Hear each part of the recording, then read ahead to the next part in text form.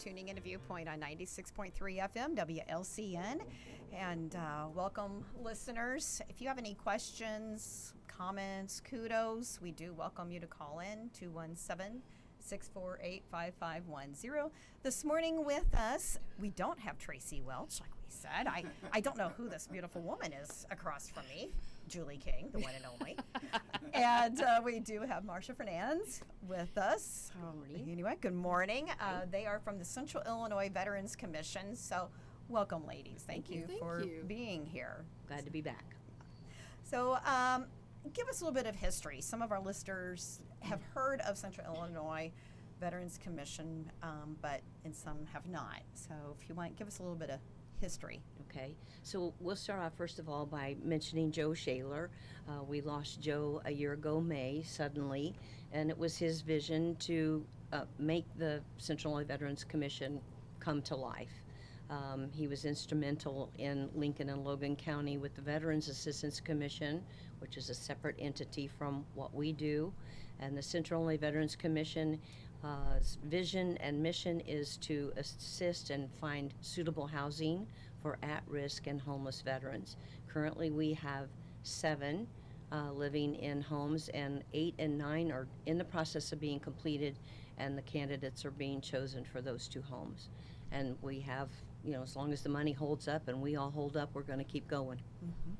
So before we dive into the homes and how that program works, where is the office located? Some folks are kind of confused where it's at. So just tell us, where is the office at? We are at 120 South McLean Street in the Farm Bureau building. So east side of the square of the courthouse. Of the courthouse, mm-hmm. Right. 2 doors down from Senator Turner. Mm-hmm. So we are in a nicely central located area. So we can assist people. I'm there from 8 in the morning until noon. But we are available, which Wonderful. is nice. Yeah. Wonderful. So talking about tiny homes, you mentioned 8 and 9. Are all the homes in Linn County? Is the commission looking to expand? If our listeners are listening, if they've got property, kind of walk us through this process and the vision and what what the commission is wanting to achieve. Sure, in the great future. question. Thank you.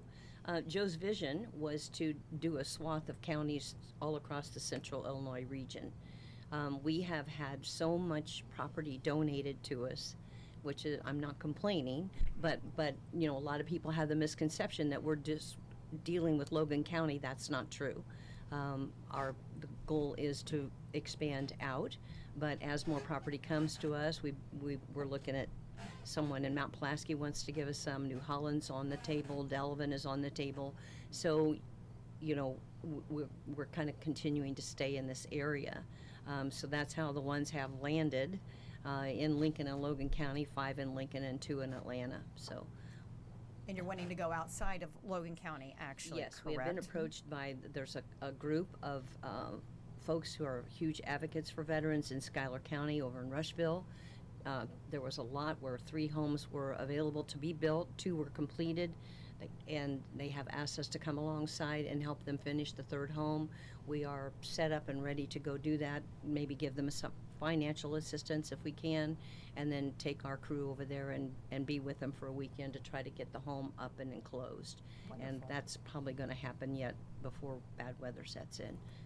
So when these homes are built, how does I guess you can say the ownership of this, how does that process work for the veteran then living there in the home? So before I tell that story, I want to share Sure. another story that it seems to touch a lot of heartstrings when I tell this story in front of people. The boards, the 2x4s that go in the homes, are taken to every school in Logan County, every school, and the kids write messages on those boards of hope, inspiration, thank you, draw pictures. One of my favorite boards was done by an ECE class that couldn't write, so they just finger painted the whole thing red, white, and blue. Oh, that's And awesome. it went in the first home, Scott Jackson's. Anyway, these boards go up, and when the home is erected, there is over 2,000 messages just from school-age kids inside those walls. And so if you can stand in the doorway and look at that and not get a lump in your throat, That's wonderful. it's pretty cool. And so the same boards are taken to, like, the farmers market, at the fairgrounds, to businesses and other places. But what's neat, when Joe and I were downtown for like a 3rd Friday, the little kids were walking by and they grabbed their parents by the hands and said, come on, I know what to do here. So, a lot of kids are not taught that freedom's not free.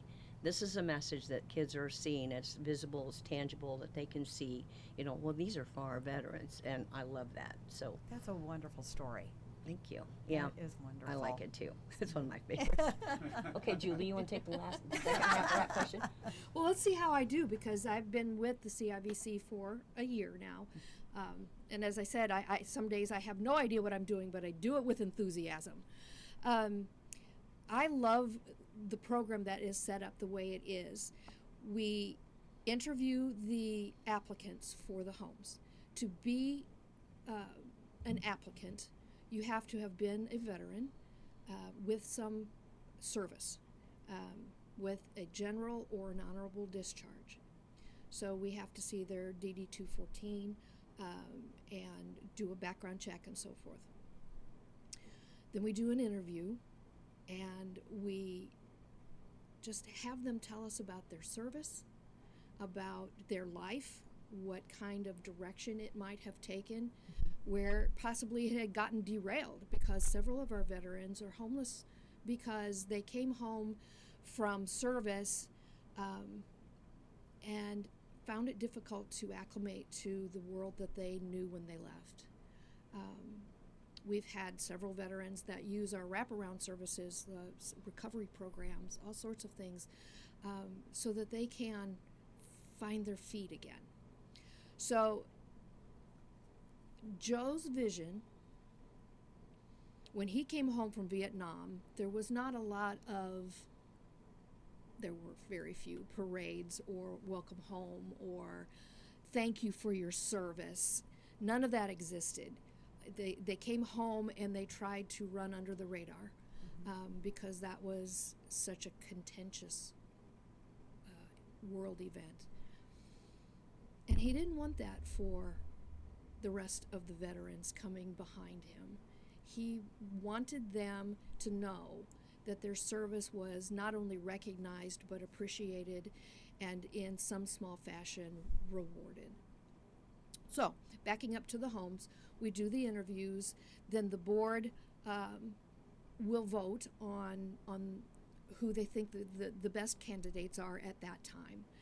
And so then we interview them to find out what kinds of things they want in their home.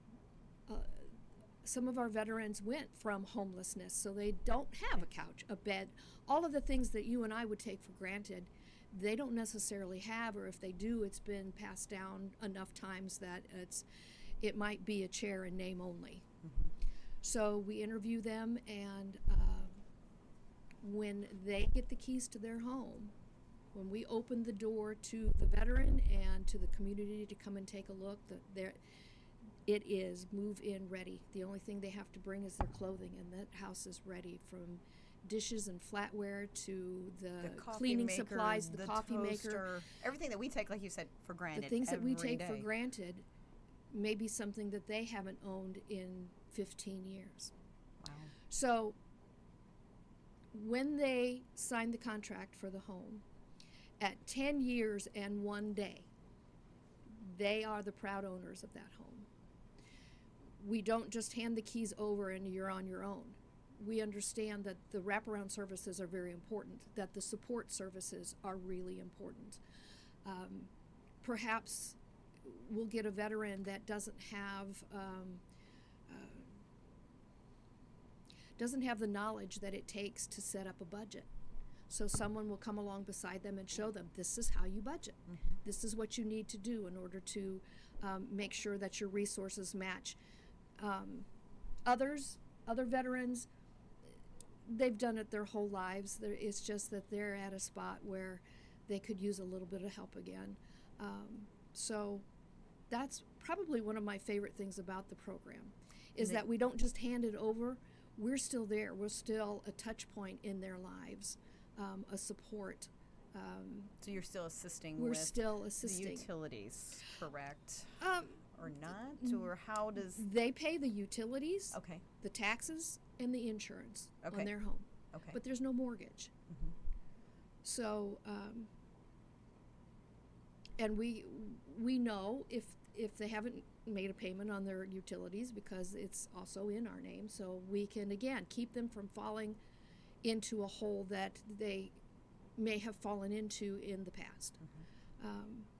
You know, you take the shovel away and you put a cover on that hole, and you point them in a better direction. Neat. So, Neat.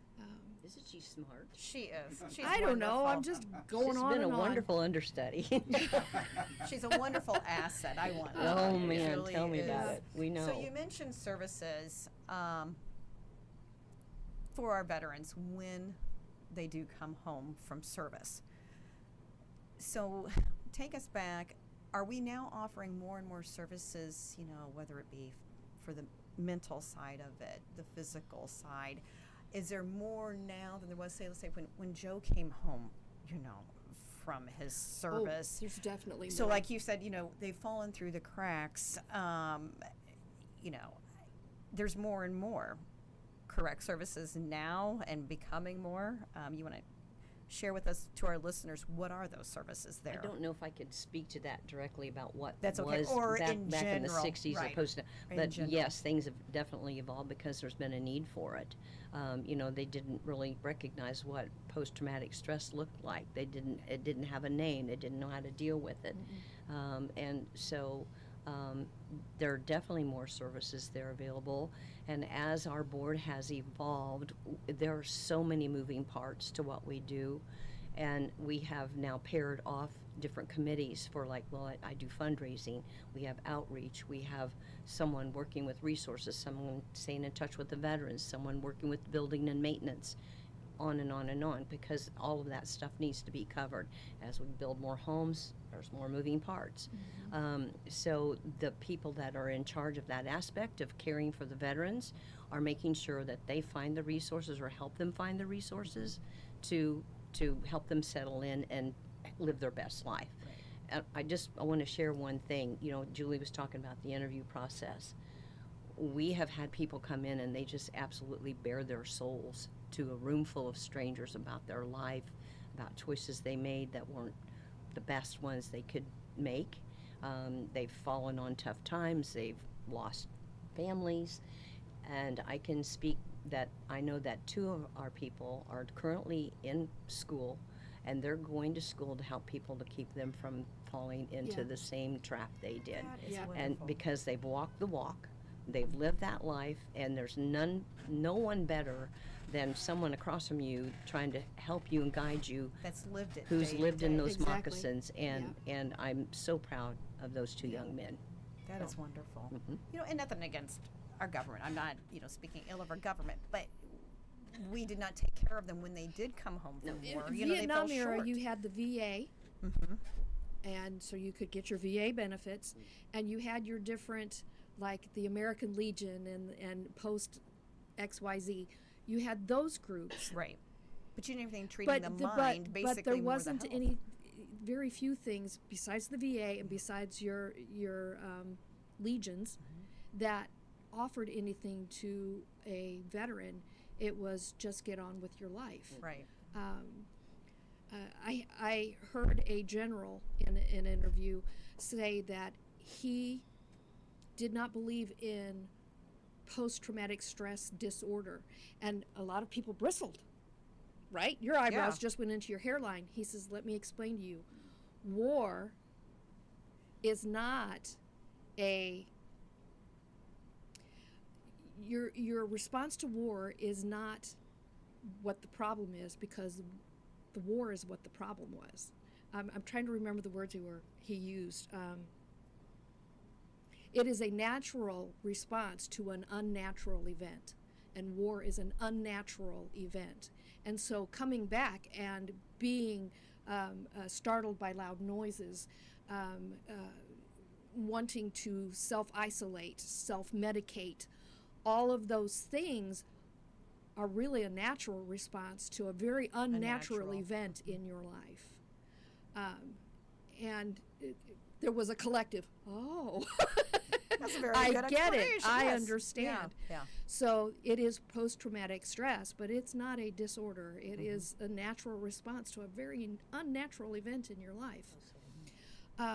So there are more agencies now that are addressing PTS in every fashion, whether it was childhood or war or just a natural disaster. Flooding, whatever it is, the body's response to that. So you have that. But you have all of these other agencies now, 501c3 not-for-profits that have popped up wanting to make sure that the veterans are taken care of. You have the Gary Sinises of the world who are trying to do something. Who are some of the other high-profile Folds of honor, tunnels to towers. tunnels to towers? So several of those agencies, and it's not just for the veterans, it's also for your frontline first responders. Thank you. yeah. I knew it was out there. I just needed to reach across there and grab that from you. Thank you so much. So for the blue line, and the biggest problem that we have and that these other agencies have is getting the veteran to say yes to help. Because we have put those applications out there, and we've had several people, "Oh, no, I'm fine. I'm okay where I am. I'm doing all right." And also to add to that, though, these folks have, especially the Vietnam era and others behind them, are so used to being told by the veteran You can do entities, thank you, that they get told no all the time, and they just give up because like nobody cares about me. I'm just gonna live my life the best I can with You're fine. what's There's nothing left of wrong me. with you. Go Yeah. on. Exactly. And so the Veterans Assistance Commission, a shout out to Dan Benedict and Steph Lucas, is that they go in there and they drill down on all the no's that they got and start digging in. And that office, since it was started in 2018, maybe Probably about the same has time as brought us. in $23.8 million to Logan County veterans. Not very many Wow. people know that, but that's what that office has been doing. Finding those benefits for the veterans that the government And kept their saying, spouses. no, and their spouses That behind is them. wonderful. And yeah, so they do an awesome job. So if you're a veteran and you're out there listening and you're struggling, the Veterans Assistance Commission is There to help. there to help you, and don't hesitate to pick up the phone. Speaking of phone numbers, Julie, what's ours? We have two. Okay, we are 217-605-8157, and we are 217-828-9366. So we are going to take a quick commercial break and pay a few bills here at the station. And when we come back, we'll be discussing more with Marcia and Julie and what is coming up this fall for fundraising, etc. And we welcome your calls, folks, please. So if you're listening, please feel free to call in. We'll be back shortly. Whether you're buying or selling your home, the brokers of Me Realty will work with you to get the deal done. As one of Central Illinois' top producing offices for decades, Me Realty has the experience to guide you through the process. You want results? Call the brokers of Me Realty at 217-735-5424, stop by the office at 602 Keokuk Street in Lincoln, or check out local listings online at merealty.com. Culver's is a family restaurant. To me, that means being the place that puts a smile on everyone's face. We're famous for our cooked-to-order butter burgers and frozen custard made daily inside our restaurants. But we've always believed more menu options mean more ways to brighten your day. We source the finest chicken to bring you our tenders and chicken sandwiches. And our cheese curds. They're a Wisconsin tradition we're proud to share with you. So take the next meal shift off and let us take care of you. Welcome to Delicious. Culver's, home of the Butterburger, 2530 Woodlawn Road in Lincoln. Full Gospel Evangelistic Center makes an impact locally and beyond through a wide range of events, ministries, and outreaches. Pastors Steve and Debbie Owens invite you to worship Sunday mornings at 10:30 and attend Wednesday night Bible studies at 6:30. Connect with FGEC online, follow them on Facebook, download their app, and visit their new website at myfgec.org with live YouTube video streams as well as recordings of services and special events. Full Gospel Evangelistic Center, 304 North McLean Street in Lincoln. Touchdown! Oh, did you see that? Whoa, we scored? Yeah, we scored. We're going to the playoffs. I can't believe I missed that. Every time I'm buzzed, I spend too much time on my phone. What? I should take your phone away. No. I'll call for a ride. Wait, why does my face look like that? I'm playing with these new face filters. Okay, you know what? Yep, that's mine. Kevin, I need that back. No. Kevin!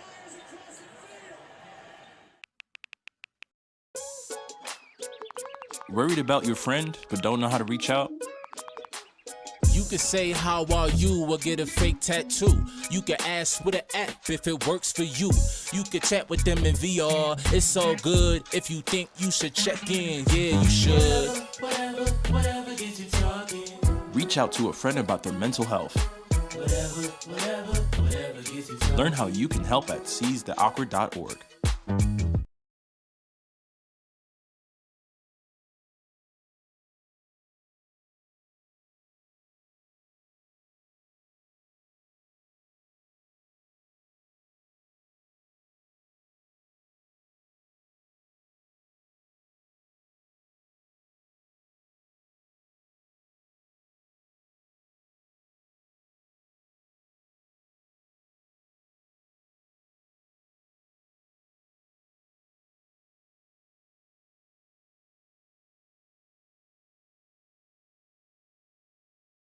Hi, welcome back to Viewpoint on 96.3 FM WLCN. Folks, please, we do welcome your calls, 217-648-5510.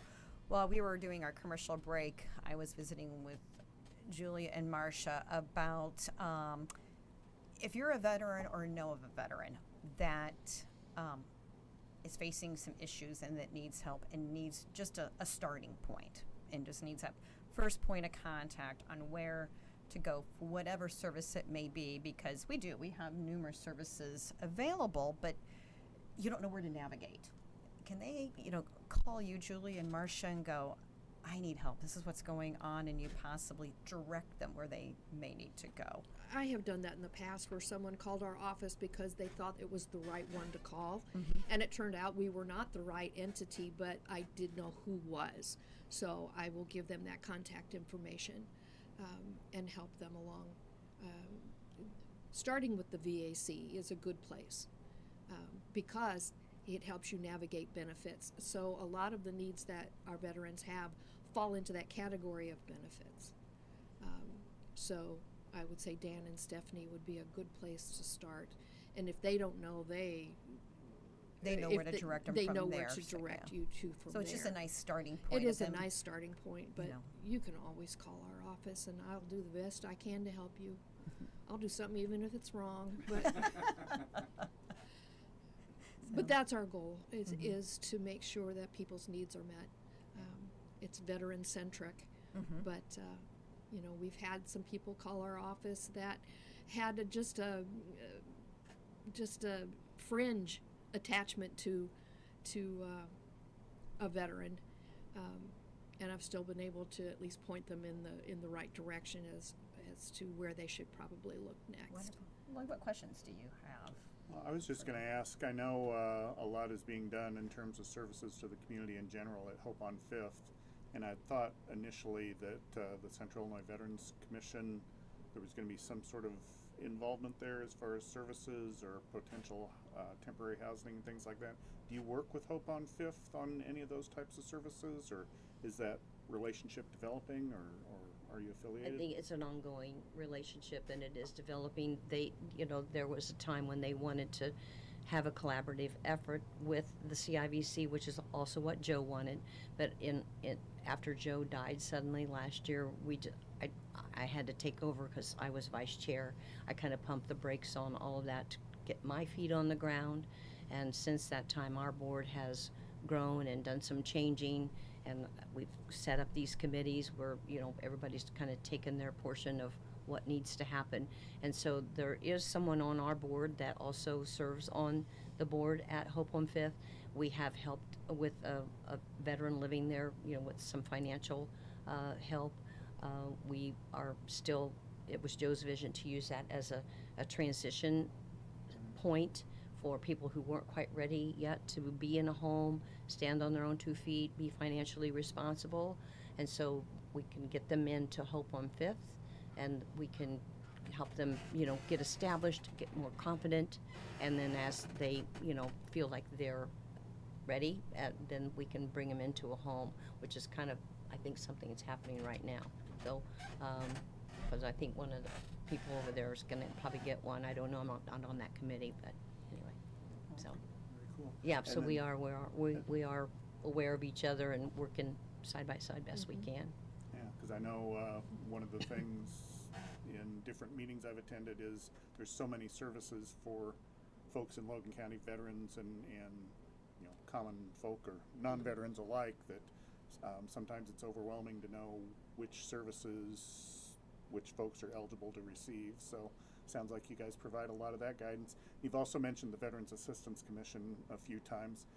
Can you kind of give us, we know from our discussion here sort of what you folks do. Can you tell us a little bit, sort of maybe a 30-second sales pitch of what the Veterans Assistance Commission We does? call that the elevator speech. Right, okay, we'll call it the elevator speech. Yeah. We'll play the And music in the background.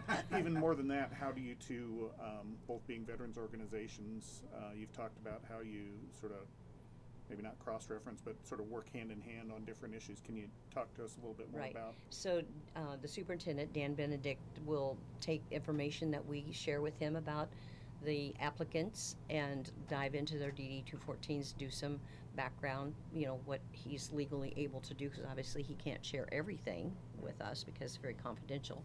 And he will help then, do a little bit deeper dive on some of the issues and maybe find some things that we can't or that didn't come up during an interview process.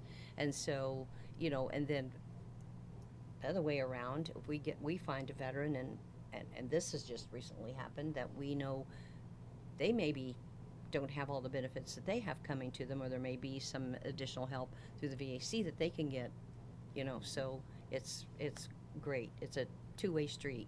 And I want to correct myself. I think I may have misspoke. I don't think it was 23.8. I think it was 2.3 million. I'm not sure. But anyway, It's okay. millions of dollars have come Eventually. in. Millions of dollars. That's a true statement. A load. A load lot of of money money. for our Yeah. veterans. A Yeah. lot. Yeah. So anyway, I It's okay. apologize for that. No. So the VAC,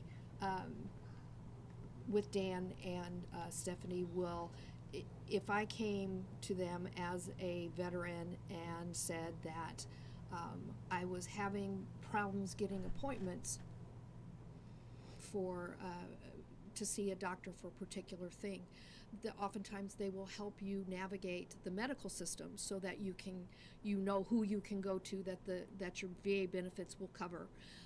They just received a new van, and so they get volunteer drivers. They're able to take veterans to some of their appointments. They have helped widows and widowers navigate all of the paperwork Red tape. red tape that it takes to receive your husband or wife's veteran benefits after they've passed. They have some counseling services. So all of the things that you think of that I might need help if I was a veteran, the VAC is a good starting point for that. And they can tell you, let me look, and no, you don't actually meet the criteria for this particular benefit, but you do meet this criteria, so you can get this benefit instead of this benefit. And I've seen that happen with some of our veteran applicants, where they thought that they would qualify for a certain thing, but then found out in their service they didn't serve long enough, or because they didn't do they weren't deployed, they don't qualify for a certain thing, whereas someone who was deployed would qualify for that. So it really helps them to kind of clear the dust so that they can set their path. Neat. You? You. Me? Good. So, or Jim. Anyway. Who builds these houses? Yeah, who builds them? And you need volunteers. Marcia, you want to do that, or you want me to? So we have wonderful Spud Newhouse, who was very instrumental with Habitat for Humanity, and he and a group of men, Spud Newhouse and Michael Downen from the Marine Corps League, Tom Cade and Joe Funk, are there every day in this heat working, And Dave Harris from David Harris, Bloomington. Really? that people that have Interesting found story. out. So they are there every day, and every home is absolutely stick built from the ground up. The first home that went up in 10 days, which dang near killed me. But anyway, when we laid a tape measure down corner to corner crosswise, it was off a quarter of an inch. The houses are built very sturdily and are easy for them to maintain. And so we have had groups come in from different facilities to help with the build. A lot of people will contact us about wanting to help, and then sometimes we can't give them enough lead time, or they can't get people together. So it's kind of sometimes hit or miss. But these guys that I just mentioned are there every day, and Well into their 70s and almost 80, and still showing up at 7 in the morning and working until 2, 3 in the afternoon. And Julie arranges their lunches for them to Yes, come so if every anybody day. would like to help provide lunches for our work workers, crew, yeah. call the office. Mhm. 605-8157. Call me. But Dave Harris read an article that the Pantograph came and wrote About Scott. Jackson, the first recipient of the home, and was so moved by what he read that he decided to stop working for Habitat for Humanity and showed up at our open house and shows up at every build. So 3 days a week he wonderful. drives from Bloomington and helps to put the houses together. That is So, wonderful. When it are really these is. two that you're building right now currently, when they're projected to be completed and keys turned over then? They are in the process of being finished as we speak. The candidates are being interviewed. If you have not applied and you think you might be eligible, one other criteria that Julie didn't mention that I'll just say is that you can't currently own a home Oh, I to forgot that. to, Sorry. to get one of these, but you do have to have a DD 214 and serve honorably or generally discharged. The homes are almost completed, so basically the next part that will take place once the candidates are chosen, we will interview them, find out what they need, and then we go shopping and we personalize the home, and we, like Julie mentioned, it's turnkey ready. They walk in and all they have to do is bring their clothes and lay their head on a pillow. And to watch that reaction, because they don't get to see the process, when they walk in the front door and see their home and it has pictures of their families and other personal items in it to make it their own home, it's really quite a sight to see. Yeah. How Yeah. many do you go build under construction in a year? Because I mean, Two. Mother Nature, Two. obviously. Right. So We Start have with space spring. for 3 on this particular lot that was donated to us, but we didn't have enough applicants, and so really, yeah, if I could Yes. put anything out there, it would be please, if you know of someone who you believe would qualify, you can nominate them. You go to our website. It's the 3 dubs dot civeteran.org. org. Yes. okay. And so there's a place that you can fill in an application. Neat. And we've had people nominate their dad or a son or a grandson or whatever. But you can also pick up an application from us if you want to just apply yourself. Yeah, we have the paper applications. So on I can say on a fun note, we have a golf. You guys have a golf tournament Yeah, yes, fundraiser coming up. Share that with some of our Yeah, listeners. before we leave the air, that's a great segue, because I want to thank all those people out there that have the companies, the corporations, the foundations, and all the people who participate in our fundraisers. Logan County is so patriotic. I mean, I have people walk up to me and hand me a $5 bill or a $20 bill, and that's all I can give you, but use it for something. And it's so heartwarming to see it happen. This year is the 4th year for our golf outing. I kind of got the idea when Lincoln College dropped theirs to kind of fill in that spot. It's September the 12th. Every year my goal has been 50 foursomes, 50. This year we have 54 and a waiting list. Really? We have golfers coming Wonderful. from Peoria, Pekin, Decatur, Springfield, Champaign, Arlington Heights, all over central Illinois to our beautiful Lincoln Elks Golf Course. And yes, ma'am. I want to interject, but we could use some more whole sponsors. Whole sponsors you're needing. So it's not much for 218 golfers out there. So your return on investment is the How much potential. is a whole sponsor? It's only $250, Okay. and you get a sign And you have with your logo. There'll be over 200 people there. That's Yeah. pretty inexpensive advertising, actually. is. And I might add too that if you have a veteran in your family or someone that's especially close to you that's a veteran, you can put a sign out there in their memory, and we'll put their name on it with their days of service or what where they served or whatever arena they served in to honor your veteran. So Yeah. those can go out there too.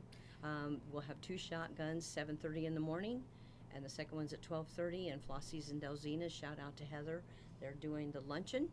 And so we're also in the middle of a rifle raffle. Say that 10 times fast.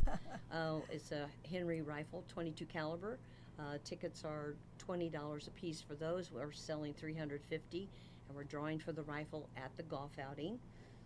In October, we're doing we would do in October. we're doing a Halloween party, a masquerade party for those people who don't like Halloween, and it's a live band with Harmony Grits out at the Banquet Center. Lincoln Banquet Center. Lincoln Banquet Center. Haji donates the hall to us so we can make use of it. It's $200 for a table of 8.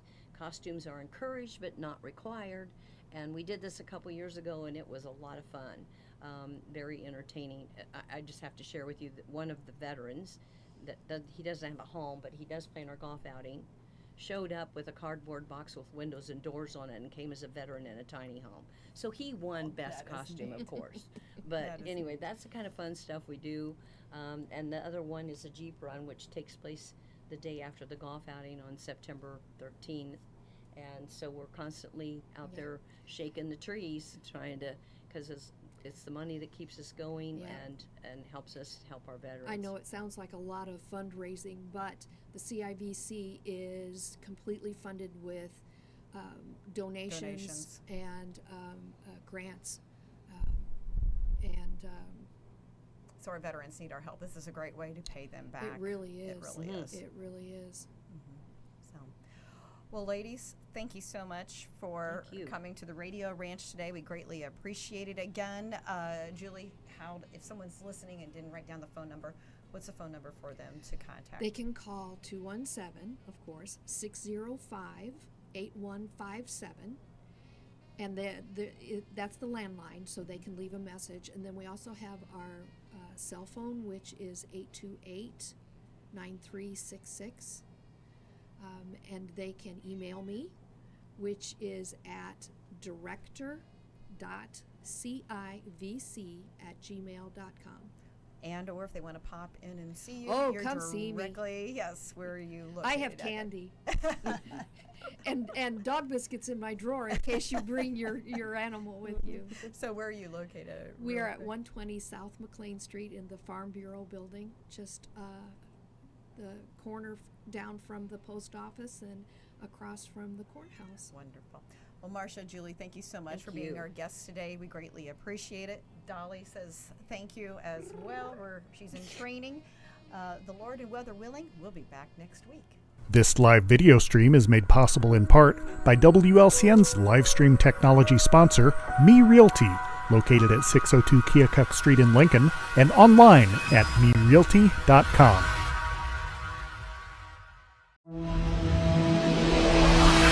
The preceding program is a presentation of WLCN 96.3 FM and WLCNonline.com.